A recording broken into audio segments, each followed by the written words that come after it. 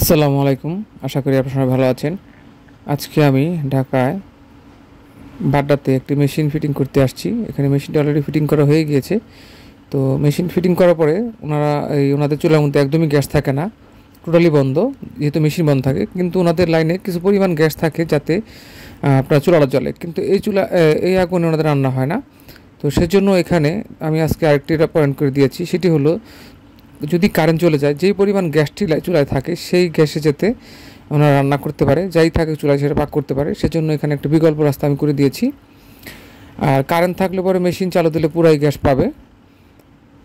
এখান দিয়ে লাইনটা ঢুকছে, এখান দিয়ে বের হয়েছে।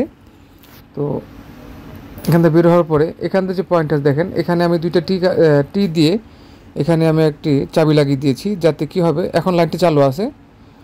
এখান থেকে লাইনটি চালু আছে, এখান থেকে টি দিয়ে এখান থেকে লাইনটি চালু আছে, দেখেন এখান থেকে চালু করে রাখা আছে, যাতে চুলার মধ্যে এখন কিছু পরিমাণ আগুন আছে, যা আপনারা দেখতে পাচ্ছেন। এখন মেশিন কিন্তু বন্ধ।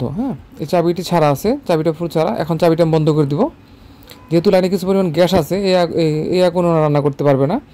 তো সেজন্য এখন আমি চাবিটি বন্ধ করে দিয়ে মেশিন দিয়ে ডাইরেক্ট গ্যাসে টান দিয়ে নিয়ে আসবো, এনে চুলার মধ্যে দেখাবো যে কী পরিমাণ আগুন হয়। দেখেন এখন চুলাটা বন্ধ হয়ে গেছে, টোটালি চুলা বন্ধ, চুলা এখন কিন্তু আগুন নাই।